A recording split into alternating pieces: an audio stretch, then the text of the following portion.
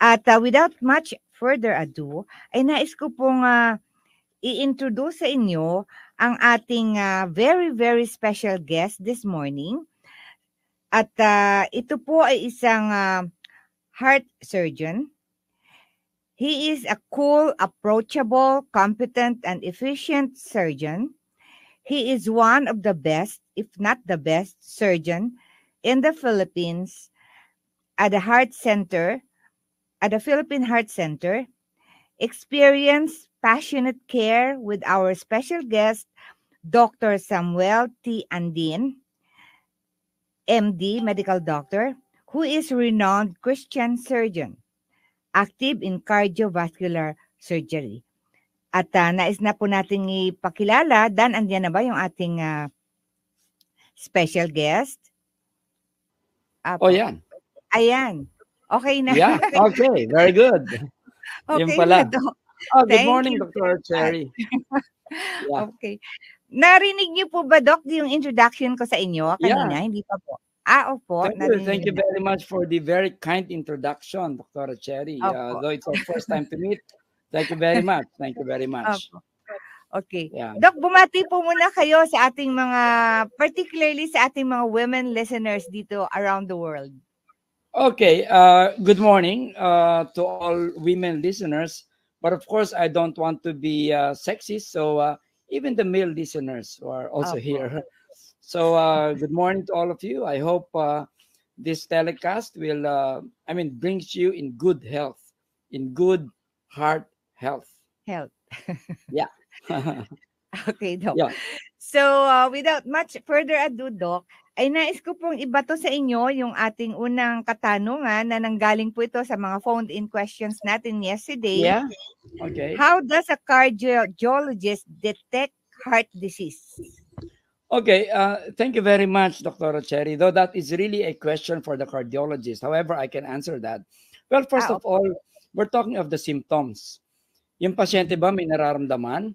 Because we also see patients na walang nararamdaman but they go to the clinic, to the cardiologist because of like general checkup or what. That is more often not the case, but oftentimes dahil may nararamdaman sila sa katawan. Kaya sila nagpupunta sa cardiologist and then the cardiologist will run several tests depending on what he's thinking. If he's thinking of a coronary artery disease, then there are tests for that. If he's thinking for valvular disease, then there are tests for that. So in other words, paano nalalaman? Una, simptomas. Kung may simptomas, doon magsisimula ang cardiologist kung anong kailangan test ang gawin. Apo. Yeah. So ang second question natin, Doc, what is the most difficult heart surgery? The most difficult. Well, I really do not know how to answer that because we at the Heart Center are dealing with the most difficult surgeries, at least in the Philippines, because we are the referral center. Like if some other hospitals cannot handle it anymore, they bring it to us, and we cannot. Kailangan ba ako mag-Tagalog? Okay lang. Po, Doc? Tagalog ba dapat o okay lang English? Okay lang po. Taglish lang po, Doc. Okay okay. lang. So, kasi mga Pilipinas po abroad, mga Pilipina naman eh. Okay. So, kami kasi ang dalahan ng lahat ng mahihirap na sakit sa puso sa buong Pilipinas. Kaya para sabihin kung ano ang pinakamahirap, alam mo kasi meron kaming, hindi lang kami sa puso, meron pa kaming iba-ibang subspecialty. So, ako ang head ng valve surgery section ng Philippine Heart Center. So, yung pinakamahirap, yung talagang magpapalit, magre-repair kami ng 3 valve. Tapos may yung mga infection na talagang halos, walang mapaglagyan ng sutures. Yun yung mahihirap. For our section. However, yung ischemic, yung mga gumagawa ng bypass, meron din yung mga nabubutas ang puso. At sa vascular, meron din yung mga aneurysm. Talagang mahihirap din yon. Pero by God's grace naman nagiging successful din naman, Dr. Cherry. Yeah. Okay. So, usually, Doc, ilang percentage po ba sa mga merong mga heart operation ang nagsusurvive in your own Oh, personal experience? that is a very good question, Dr. Cherry. Kasi ito ang mag-aalis ng pangamba ng maraming pasyente. Alam mo, nung like 10 years ago, gumawa kami ng comparative study with a famous hospital in the US, and that's the Cleveland Clinic. Tinignan nila yung kanilang mortality, which is about 1.5%. So therefore, you have like 98.5% success rate. Alam mo, kinumpare namin sa heart center, we were doing 2% mortality rate. Therefore, we have like 98% probability of success. But yung pang success, yung pang 98% namin, kasama pa dyan yung mahihirap. Therefore, if I may answer it generally, usually, conservatively speaking, a low-risk heart surgery should have about 98 to 99% success rate. 98 to 99. Okay, opo. Yung mga low-risk yan, ha? Opo. Yun. So, no need pala, Doc, na nakabahan yung mga mag-undergo ng heart surgery. Alam mo, Dr. Cherry, as I always tell my patients, kapag sinabi ng surgeon na ooperahan kita, dapat matuwa ka. Kasi dalawa lang ang ibig sabihin kapag sinabi ng surgeon na hindi kita ooperahan. Yung isa, masyadong simple ang sakit mo na pwedeng gamot. Yung pangalawa, sobrang tindi o napakataas ng risk para mamatay, para sabihin kong, wag na lang, hindi kita operahan. So dalawa. So pag sinabi sa'yo ng surgeon, ooperahan kita, dapat yung pasyente matuwa. Dahil ang chance of of getting healed ay malaki po. Opo. Yeah, survival and going back to what they used to be doing is high. That's right. Opo. Ito, Doc. Ano naman daw po what is the most common heart surgery? Okay. Dito po sa atin sa Pilipinas, Doc. Okay, unang-una, sasagutin kita, all over the world, the most common surgery that is being done all over the world, that is coronary artery bypass. Bypass yun. So, kung ilalagay natin yan sa Pilipinas, sa tingin ko, bypass din ang pinakamarami, ang pinaka-most common surgery sa Philippines. Ano po ibig sabihin nun, Doc, in layman's term? Yung pong heart bypass. Yeah, it means, kasi ganyan, coronary artery bypass grafting.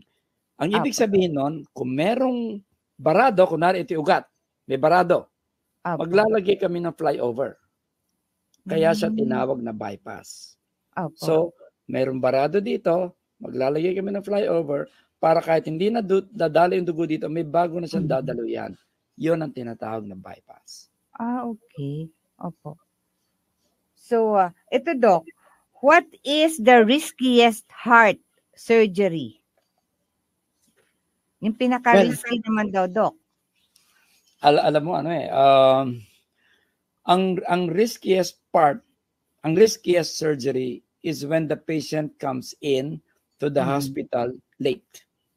Kumbaga, inatake na sa puso, nawala na ng malay, patay na, ni-revive.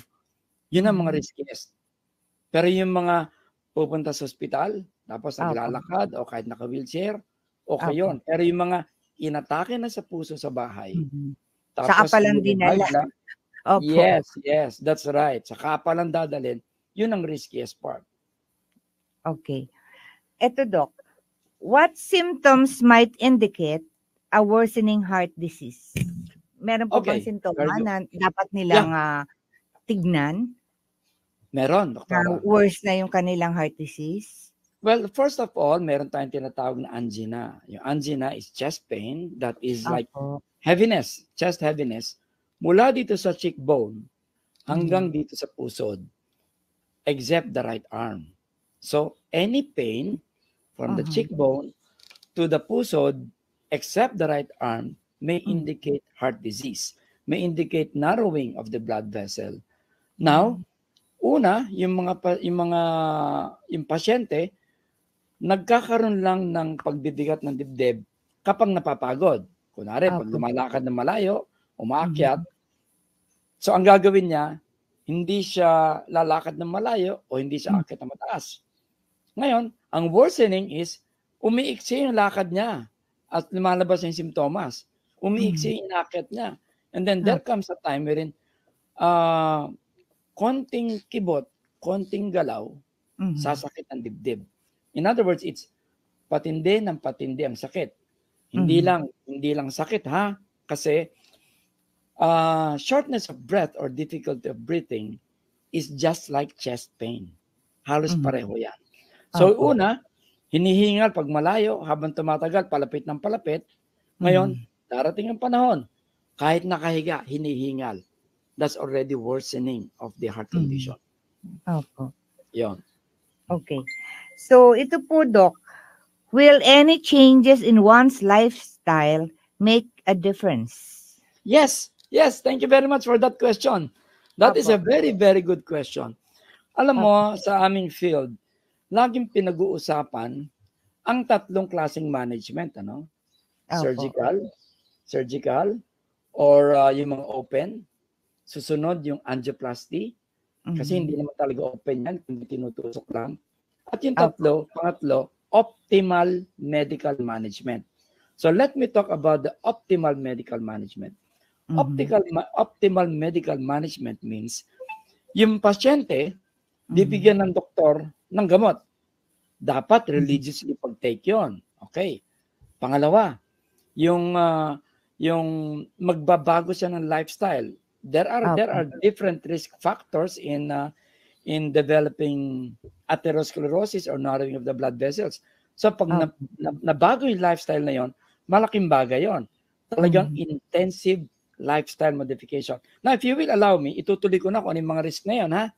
Yung mga yon. Sige po, Doc, para po sa kalaman ng ating mga viewers. Yeah, una-una po, hypertension.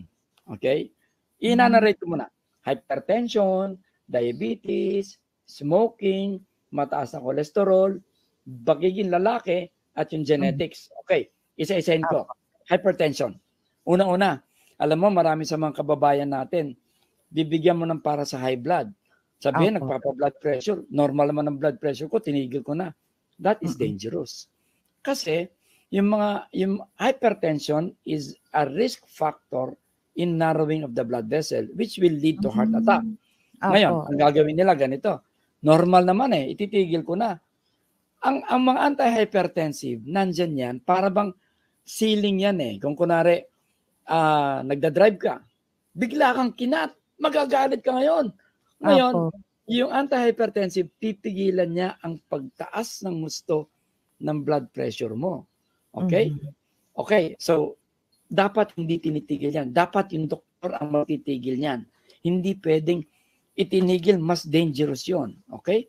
Kasi, kaya tinawag na maintenance, dyan na yan until itigil ng doktor. So remember, kapag tumaas ang blood pressure, yan ang haharang para hindi masyadong mataas. The principle is, parang alam mo yung mga tubo sa mga tubig. Pag mataas ang pressure, humihina, sumasabog. Sumasabog. Yes. So, una yon. So, pangalawa, yung diabetes. Kapag sinabi natin intensive lifestyle modification, dapat meron siyang gabot sa diabetes or talagang dapat regular exercise. Kasi napatunayan na kapag meron tayong regular exercise, it actually helps lower the sugar. Merong pag nag-contract yung mga muscles, mas maganda raw ang metabolism o ang pagbaba ng sugar.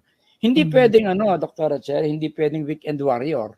Kung kunwari, Sabado o Linggo lang, tapos lakad ka na ng kilometro. Yeah, hindi weekend warrior, delikado yun. Dapat regular exercise. Okay? Regular exercise para bumaba ang sugar. Alam mo, mahilig tayo pag nagpunta tayo sa mall. Kunwari, may dala kang sasakyan, ilalapit mo doon sa may pasukan, di ba? Pinaka-entrance para hindi ka na lumakad. Exactly. Di ba mas maganda ilayo mo para malayo lakad mo? Opo. So, diabetes. Tama kayo, Doc. Yeah. So diabetes is another factor. Yung pangatlo, na modifiable, smoking. Alam mo, ang smoking, dalawa lang pupuntahan yan. Either heart disease or lung cancer. Lung cancer. Dalawa lang yan. So, kapag tinigil ng pasyente ang smoking, significant yan na talagang babagal din ng progression. Okay? Another one is cholesterol. Ang problema natin, Dr. Cherry, is marami ang mga nagsasabing, hindi naman ako kumakain ng taba, paminsan-minsan, mga ganyan.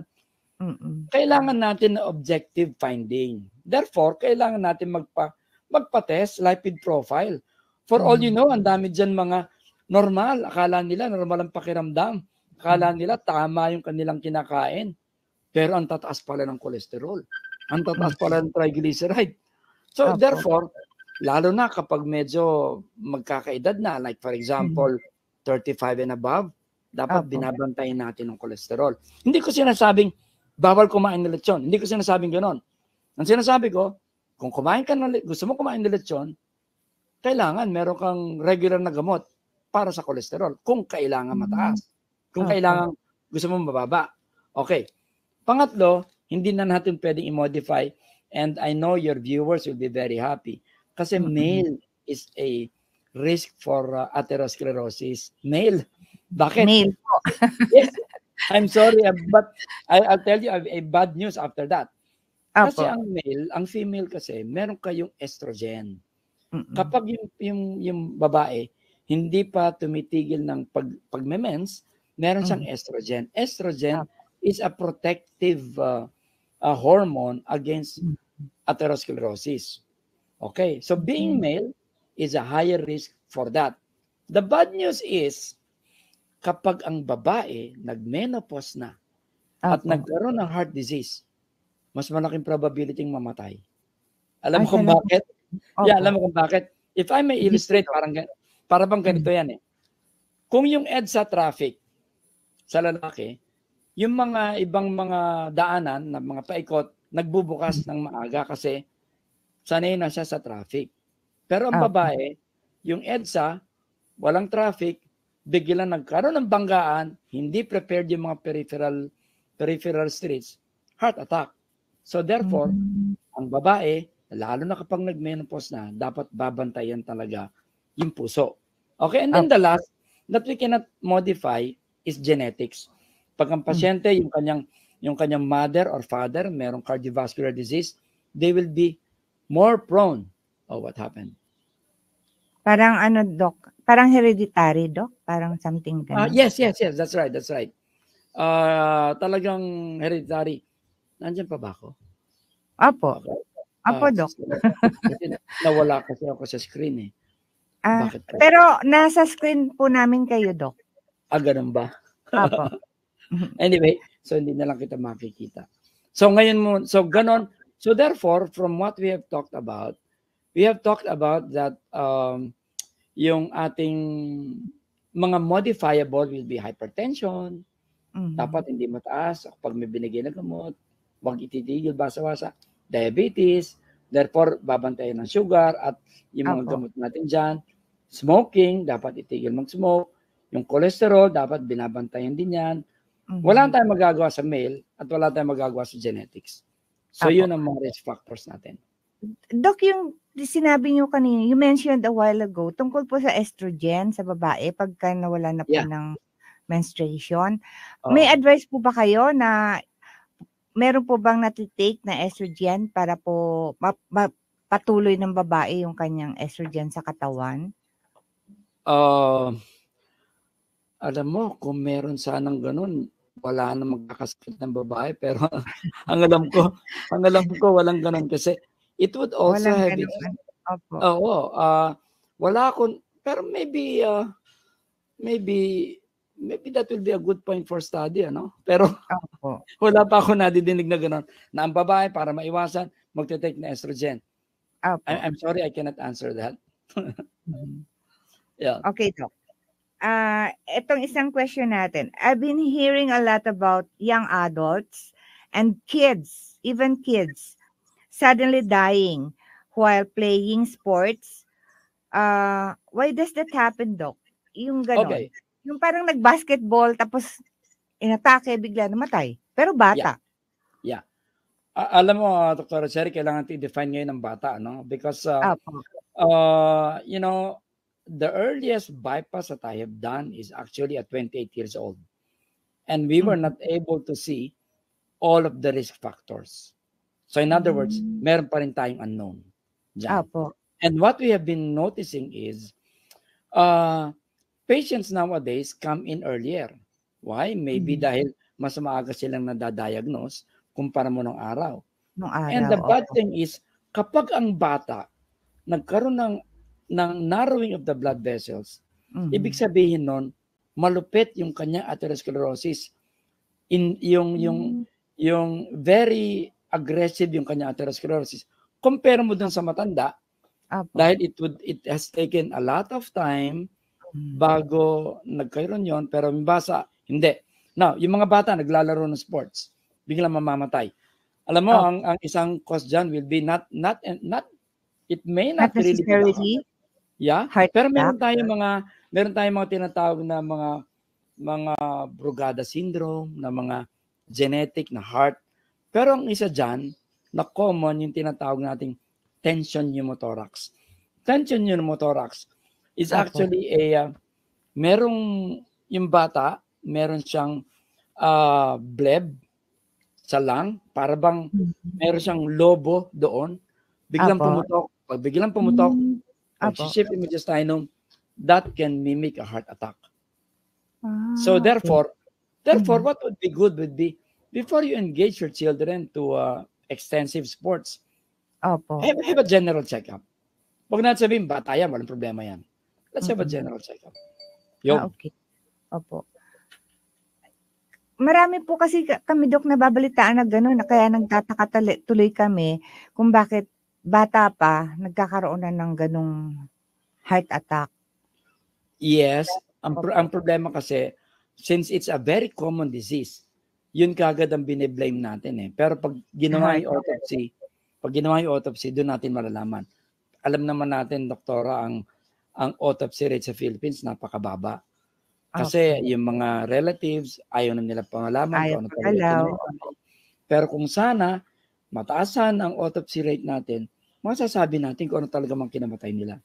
Opo. Lalo na po, Dok, sa mga Muslim brothers and sisters natin, kasi pag namatay yung kanilang yung dead nila, 24 hours po, kailangan ma-bury na. So, wala pong talagang chance na may autopsy. Exactly.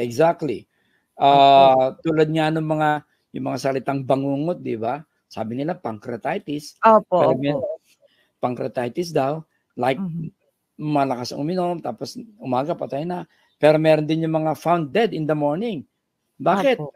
Kasi especially if the risk factors are not controlled, biglang tataas ang blood pressure during sleep dahil dun sa kanyang panaginip nakikipaghabulan. Opo.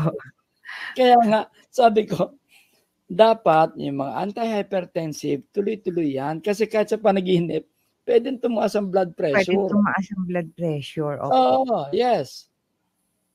Ito, Doc, merong isang katanungan dito, Doc. Can moving to a mile high altitude cause heart or vein problem?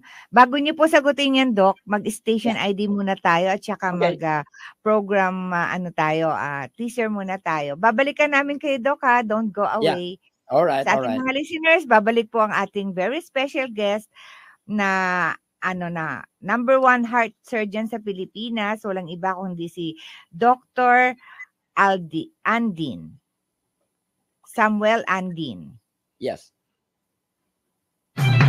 Mula sa top-rated music station ng dekada 80, ang WBL. Tuloy na naglilingkod sa inyo sa pamamagitan ng magaganda at piling-piling programa. Mula Lunes hanggang Linggo, aalawin kayo ng aming kilalang mga komentarista at public service program. Ito lamang himpilan ng DWBL. May magandang balita para sa ating mga kababaihan. Narito na ang programang ginawa tungkol sa mga kababaihan para sa kababaihan. All About Women. Pakinig, pakilahok at subaybayan. Mga talakayan para sa natatanging kababaihan. Usapang cooking, health and beauty tips, motherhood, parenting, at marami pang iba. Tunghayan, All About Women. Tuwing Sabado, mula alas 9 hanggang alas 10 ng umaga. All About Women, kasama si Dr. Cherry Sarmiento Baliega. Dito lang sa DWBL 1242 kHz. Okay, balik po tayo sa ating programang All About Women. Ang inyong pong lingkod, Dr. Cherry Sarmiento Valiega. At ang ating pong very special guest this morning, walang iba kung hindi ang ating number 1 heart surgeon dito sa Pilipinas ngayon. Walang iba. Napakataas naman. Si Dr. Samuel Andin. Doc, may yung tanong po natin sa inyo kanina, yung tungkol po dito sa can moving to a mile high altitude cause heart or vein problem? High altitude. If you're talking about going in a plane, no. Or mountain climbing, Doc. Mountain climbing. Actually, for a healthy heart, no. No, it will not. But if they will live eventually on that high altitude, the body will adjust. So the answer there is no, especially if you're healthy. But if one already has a condition, then that might be different. Yeah. Okay. So yung mga healthy naman, okay lang na mag-mountain climbing, Doc. Oh yes, diba? Oh yes, yeah. Oh. Okay. So ito, are symptoms of heart diseases different for men and men and women? May pagkakaiba po ba, Doc? Sa mga symptoms ng heart disease? Wala. Pareho lang. Pareho lang. Yeah, pareho lang. I do not know if females have a higher threshold for pain. Kasi alam naman natin ang mga babae talagang sanay sa sakit yan eh. Bukod sa sama na loob sa mga boyfriend at asawa, yung pagdaan pa sa panganganak talagang exposure sa pero it's actually the same. Yeah. Okay. Ito, Doc, what are the signs of heart failure? Okay, heart failure. Just to make it simple, ang heart failure, hinihingal yan. Yun ang isa sa mga symptoms. Hinihingal and it's worsening. Meron tayong iba-ibang classification, 1, 2, 3, 4. Yung 1, yung wala pang nararamdaman. 2, kapag nagpapagod. 3, konting exercise, hinihingal na. Yung 4, yung talagang kahit walang ginagawa, hinihingal na. That's 1. Another one would be yung pasyente na una, nung wala pang problema, pwedeng mahiga ng flat. Habang tumatagal, una, 1, 2, 3, pataas ng pataas. Isang symptom ng heart failure yon. Another one would be yung pasyente na habang natutulog, biglang parang nalulunod. So ang gagawin, tatayo, iinom, tapos sasabihin, uy, nakaganda. Hindi actually yung pag-inom, kundi dahil tumayo, nagkaroon ng better flow sa lungs, so kaya nag-improve. Yun ang mga tapos yung pagpamamanas ng paa, yung pareho, that is also a sign of heart failure. And that might be right-sided heart failure na yan. So, mas malala yun. Yun. Okay. Ito, Doc, does a heart attack always feel like a sharp chest pain? Almost always. Ang textbook description ng heart attack is heaviness, chest pain. Alam mo yung parang nakahiga ka tapos mayroong bata na nakaupo. Ganon. Or hollow blocks na nakadagan. Exactly. Kapag ang nararamdaman natin parang mga tinutusok-tusok lang, usually hindi yon. However, it may be different from patients with diabetes. Kasi yung kanilang pain, iba, minsan mas hindi nararamdaman. So in other words, meron ba mga pasyente na nag-heart attack na wala pa nararamdaman? Meron. Meron to? Meron din. Oo. Yun, so hindi na lang nila alam. Yun. So in other words, not always but more often, meron talagang symptom. Yung heaviness po sa chest. Yes, hindi lang yon. Yung tinatawag nating cold clammy perspiration, pagpapawisan ng malamig, ganon, tapos namumutla, tapos masakit ang dibdib. Now, if that happens, wherever you are, sit down, lie down, if possible. Sit down, lie down, if possible. Take it easy. And then go to the nearest hospital. Kung pwede, yung hospital na pwedeng gumawa ng angiogram. Kasi baka meron kami tinatawag na evolving, like nangyayari pa lang yon. Ang pinakamaganda, habang nangyayari pa lang yon, madala sa cath lab.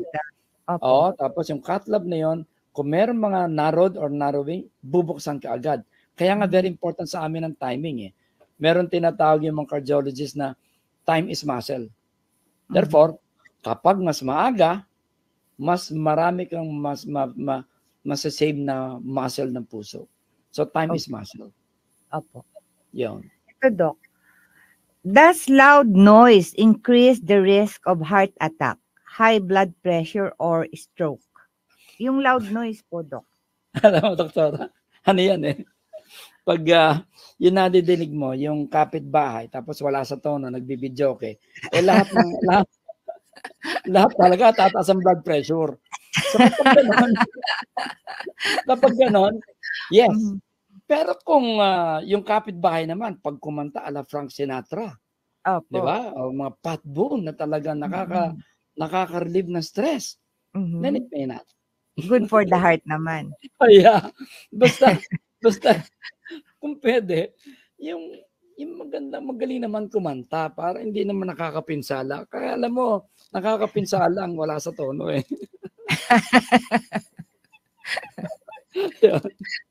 Actually, Doc, yung My Way na song, 'di ba? Oo. Umabot na yun sa yung kaso sa Supreme Court, yung sinaksak sa sa puso kasi marami na namatay doon. Nagkagawan doon sa sa video. Yeah. Video lang. Exactly. Ito, Doc. How can one lower cholesterol without taking medication? Pwede po ba yun, Doc? Yes.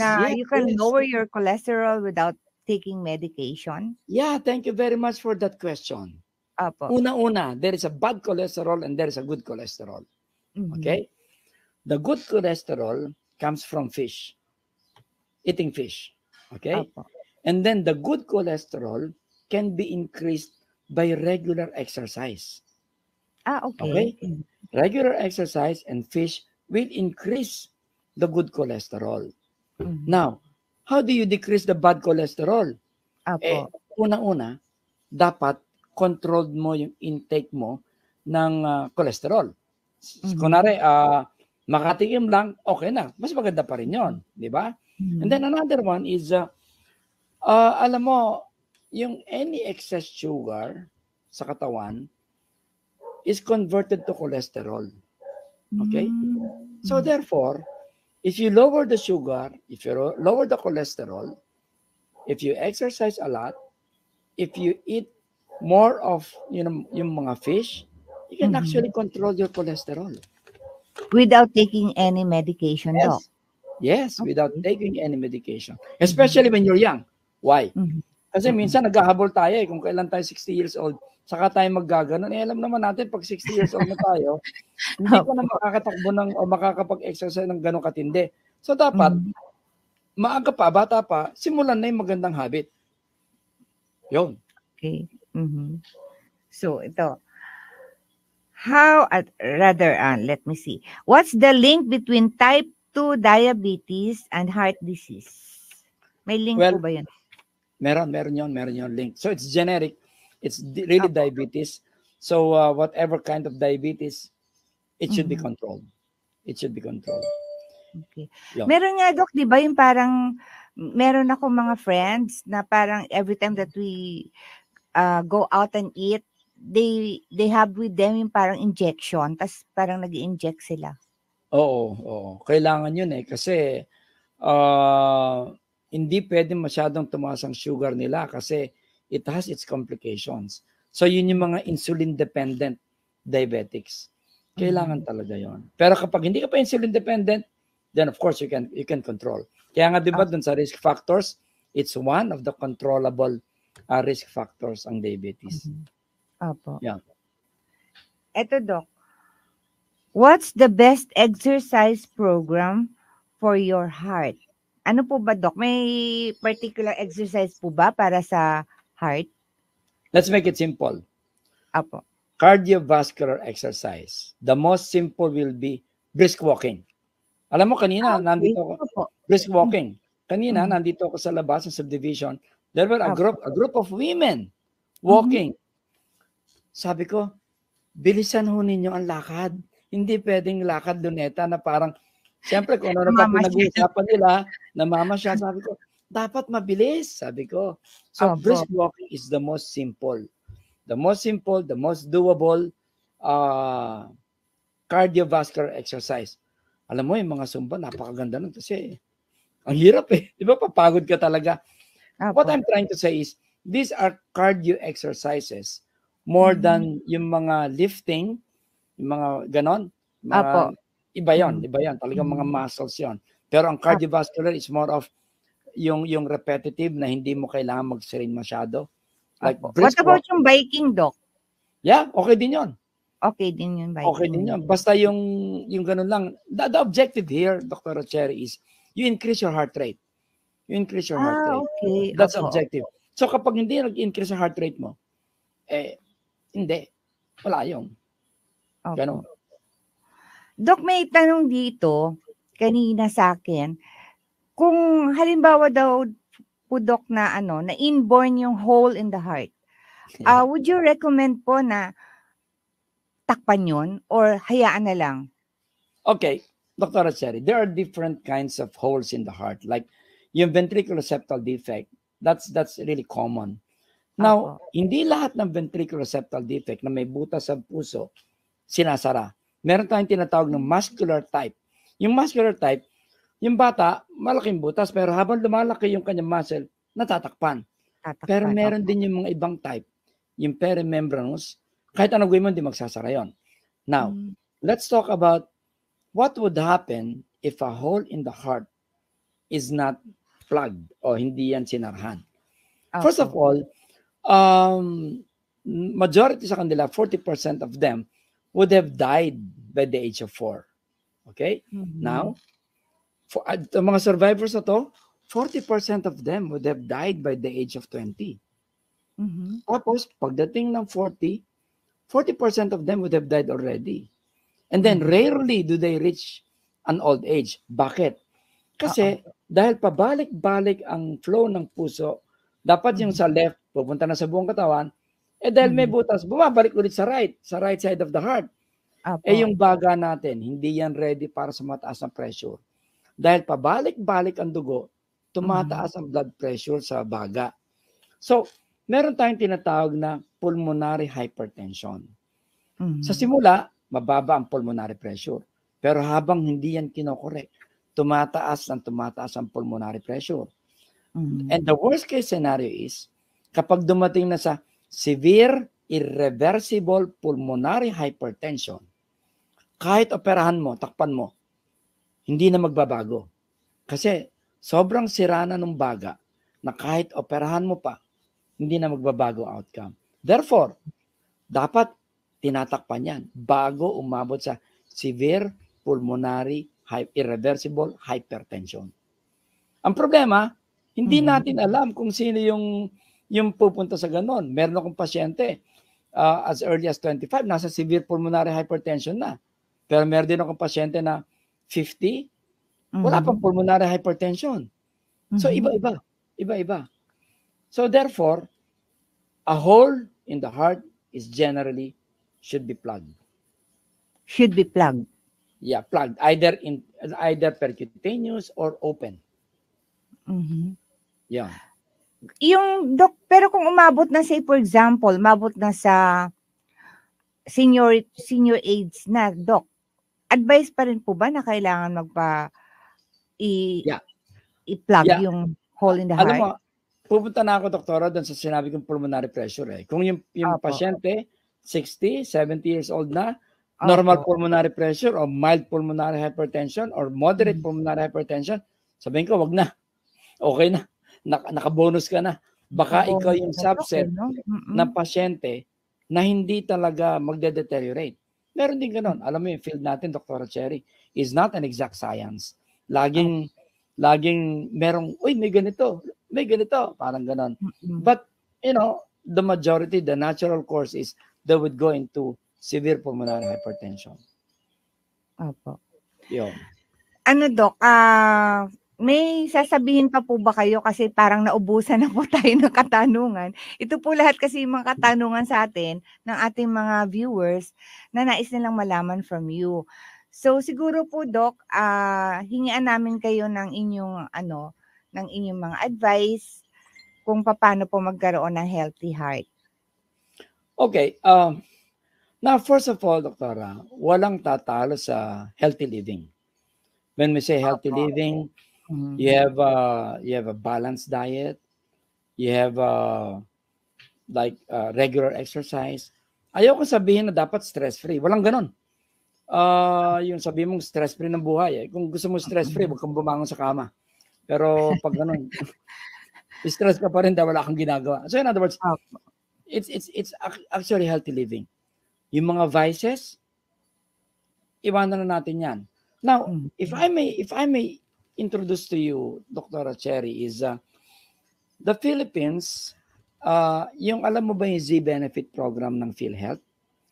Apo. Yung Z-Benefit program is God's gift to the Filipino people. Alam mo kung bakit? Kasi pag isang pasyente pumunta sa ospital, tapos nakita may coronary artery disease, nakita na for surgery siya, tapos low risk, you know what? At lahat ng mga member na ng PhilHealth the government will pay 550,000. The government will pay yung PhilHealth. Ngayon, pero yung pasyente mamimili siya. Pag sinabi niyang wala akong pambayad, investigate ng ospital kung wala nga. Kung wala, talagang maoperahan siya. Wala siyang gagastusin. Basta PhilHealth. Magandang balita po yan, Doc, no? Sa mga indigent. Sa lahat. Z-Benefit. Wala siyang gagastusin. Maoperahan siya. Imagine, pag pupunta ka sa private hospital, mababa ka agad ng 1 milyon. Pero pag Z-Benefit, lalo na sa Philippine Heart Center, wala talagang babayaran. But the caveat is, ang mag-oopera yung mga trainee namin. Pero yung mga trainee namin magagaling.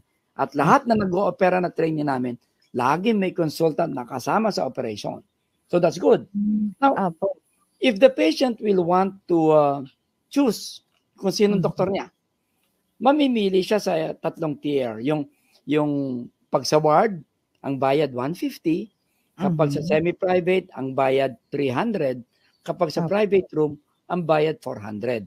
Yun ang kanyang out of pocket. Compare mo sa pag hindi mo ginamitan ng Z-Benefit, nako talagang million po, Doc, yun, no? Pag exactly. Heart surgery. Yeah, pero tingnan mo ha, Doktora, hindi na-advertise yun. Kasi pag in-advertise natin yun, talagang punong-puno talaga yung hospital. Alam mo ang backlog ng heart center ngayon, napakadami. Dala ng pandemic at dala ng pag-alis ng mga nurse. So ngayon, kailangan lang namin i-prioritize kung sino yung mga dapat maoperahan kaagad. Pero pag Z-Benefit, nandun din siya sa priority program. The idea there is to bring back the Filipino to what he was before or what she was before bago siya magkasakit. So yun ang Z-Benefit program. Now, hindi ako mag-advertise dito, Dr. Cherry, but I will send you my website. Nakita mo na siguro, yun yung pa-description mo sa akin Kung meron tayo mga contact, Doc kung meron ka kaya mga... Kaya ko nga nalaman, Doc, na isa kayo sa number 1 na heart surgeon kasi marami akong kaibigan Anyway, so doon, kung meron magtatanong, pwede mong ibigay yung aking website and then, sige po, Doc, go ahead po. Para po malaman kasi talagang public service po tayo at napakaganda po nung inyong nabanggit tungkol sa type Z na Z-Benefit program. Yes. So, mga kababayan. Is it a Z or a C? Zebra. Z-Benefit. Ngayon, marami dyan yung mga pessimistic. Sinasabi nila, wala nang perang PhilHealth. Huwag tayo maniniwala doon, Dr. Cherry. Opo. Kasi by law, yung Mhm. Z-Benefit program, yan yung merong budget talaga yan. Opo. Alam mo, ang ganda na ginawa ng gobyerno. Ang ginawa ng gobyerno, yung sin tax, yung mga sa alcohol, sigarilyo, yon ang nilalagay sa Z-Benefit program. So, Opo.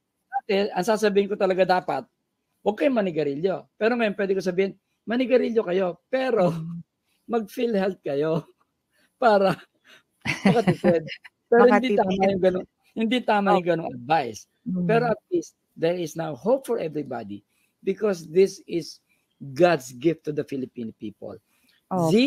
Zebra Benefit Program of PhilHealth. Ngayon, mga kababayan, pag gusto niyo pong malaman yon, na kay Dr. Cherry po yung website ko at maganda mag-Viber na lang kayo kasi pagtatawag kayo at nag-o-opera ako, hindi ko kayo masasagot. Yun nga po, Doc. Pero kasi si Doc actually, he is the one answering personally, no, sa kanyang contact numbers. Believe naman ako sa inyo, Doc. Yung iba kasi mga doctor na talagang mga dekampanilya na doctor, ang hirap talagang kontakin. Pero kayo talagang talagang abot ng tao. Natuto kasi tayo, doktora, ng pandemic nung yung mga pasyente hindi makaalis ng bahay. So during the pandemic, alam mo, ang practice ng heart surgery was I was talking to patients from Zamboanga. Mag-usap kami, tele consultation. Tapos a-admitin ko na lang dire-diretso na hanggang maoperahan. Napakaganda ng dala nitong mga technology na to. Yes. Yun ang natutunan natin. So, I think, well, iba-iba, but I believe that as long as we can answer it, we should answer it. Opo. Yan. Actually, marami din po talagang magandang bagay na nangyari noong pandemic, Doc. Yes. Kasi katulad niyan, yung families before na hindi nagkikita-kita, biglang nasa loob sila ng bahay, wala silang choice, di ba? Exactly. Hindi lang yan, Dr. Cherry. Nagkaroon tayo ng mas mahabang panahon para aralin ng Bible. So, it was really a revival for many. Reality that a small virus can change lives. And therefore, like what we started is, it's only Jesus Christ that we should hold on. Yeah. Alam niyo po ba, Doc? Nung nalaman ng mga friends ko, ng mga Christians, marami pong viewers tayo sa Christian Church na mga members na nanonood po sa atin ngayon all over the world po. Kasi sinabi ko, Christian doctor po kayo. Alam mo, Dr. Cherry, it's a part of my ministry. Marami na ako na-operahan na pastor. Pag pastor, hindi ko sinisingil. Uy, malalaman nila yan. Basta pastor, ha? Pastor, oo. Opo. Yun. Kasi ang pastor naman, hindi naman sila. Opo. Of course. Come on, they've dedicated themselves to God. So, yun ang ministry ko na isa. Talaga po, Doc. So, kaya po siguro talagang blessed kayo ni Lord kasi nga po talagang maano kayo sa Panginoon. Well, lahat naman tayo, nandiyan naman talaga ang blessing ng Panginoon. Hindi lang tayo marunong tumawag, hindi lang natin marunong tignan kung paano natin nakikita yung mga blessing. But it's all over. It's all over. Overwhelming. Yeah.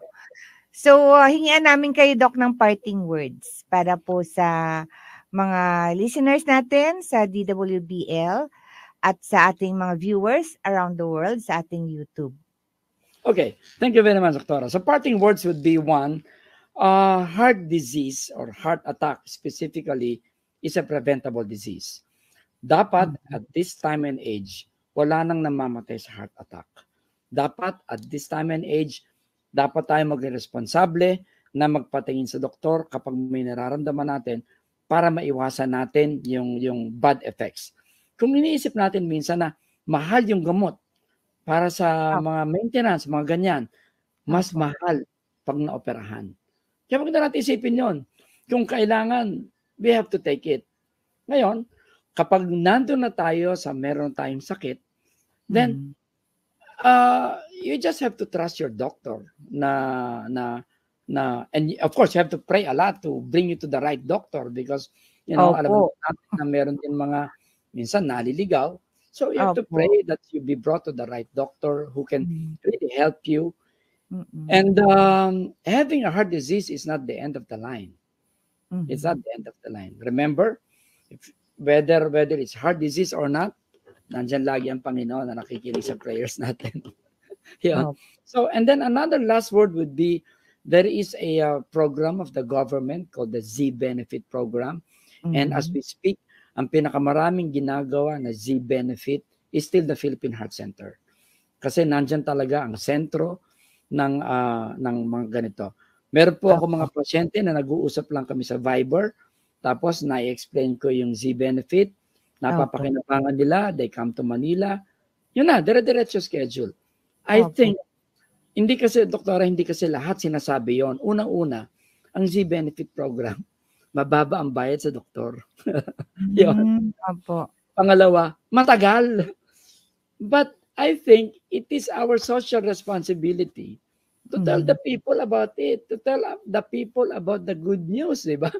So, hindi mo natin i-expect na lahat. Huwag kayong maniniwala pag may mga nagsabing, matagal pa yon, mahirap yon. Hindi. Give it a try. Yeah. Hindi lang po ako ang surgeon sa Pilipinas. Marami. Yung sinasabi ng doktora na the best, well, it's subjective. Sabi ng nanay ko, ako ron the best. Parang but yung one thing lang kasi, doktora, kukunti lang kasi kaming cardiac surgeon sa Philippines. Yun nga po, Doc. Yeah, konti lang talaga kami. Actually, Doc, yung mommy ko, yun nga sinasabi ko sa inyo kanina na meron siyang hole in the heart na inborn. Ilang taon na? Pero yung mommy ko po, nung nag-retire po siya from government service, doon na po sila tumira ng papa ko sa US. Tapos na-meet niya yung assistant ni Dr. Barnard. Christian Barnard. Opo, heart yung transplant. First po na heart transplant po. Yeah. Parang na-convince po yung mommy ko na plug yung kanyang heart. Okay naman po, successful naman po, Doc, yung operation. Kasi after the operation sa States, nakausap ko pa po yung mommy ko. Yeah. But then, ang dami po kasi mommy ko masyadong ma-PR. So, ang dami mga friends doon. Yeah. So, parang dinalaw siya sa hospital. Ewan ko, Doc, kasi parang nagkaroon yata daw ng second na heart attack or something. So, really? she passed away. Opo. Well, kaya nga, Doc, tinatanong ko sa inyo kanina kung is it advisable na total na, sabi ng papa ko, na nabuhay ka na this long, why would you like to have that heart plug na okay ka naman? Parang gano'n na sabi ni papa. Pero matigas kasi ulo din ng mama ko. So, nagpa-opera pa rin, Doc. Yeah, alam mo, doktora, yun nga, iba-iba kasi, iba-iba ang case. So I cannot really give a comment on that. But maybe if she was like elderly, pero pag severe pulmonary hypertension, I would still go for surgery because it will still change the course. Pero pag hindi severe pulmonary, sasabihin ko nga, I would go with your dad na bakit pa. Pero pag severe, dapat kasi kapag nagsimula ang effect ng irreversible, it will be very quick. So maybe that was the condition of your mom, kaya pa rin siya Okay. Kaya po interested po ako, Doc, malaman din. Is it really advisable for those with an inborn heart hole in the heart to have an operation kung medyo nalagpasan niya na yung mga sinasabi niyo po, Doc, na mga ages? Yeah, it really depends. Yeah. Opo. Okay. So, thank you very much talaga, Doc. Kasi ang dami po talagang umasa na mapanood kayo dito sa ating programang All About Women Today. Kasi po, interesado at napakarami po yatang may sakit sa puso ngayon. Marami talaga, marami. Opo. Marami, yeah. Opo. So, sana po, Doc, hindi itong huli na ma-invite namin kayo kung meron pa po kami mga ibang katanungan tungkol po sa heart. Yeah.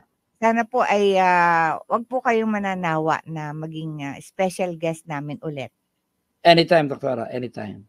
Opo. Yun ang my So, number. thank you very much po, Yeah. Doc, at God Okay. bless. God bless you too. Okay. Bye-bye. Bye. Bye. So, yan mga kaibigan ng ating program na All About Women ngayong araw na to. At ang naging guest natin, walang iba kung hindi si Dr. Samuel Andin, ang number 1 na heart surgeon dito sa atin sa Pilipinas ngayon. Marami pong salamat. Ang inyo pong lingkod, Dr. Cherry Sarmiento Valliega, para po sa ating programang All About Women. At dito nagtatapos ang isa na namang Usapang Pangkababaihan kasama si Dr. Cherry Sarmiento Valliega, All About Women. Tunghayan ang muli nating pagsasama-sama sa susunod na Sabado, alas 9 hanggang alas 10 ng umaga. All About Women, dito lamang sa DWBL 1242 kHz.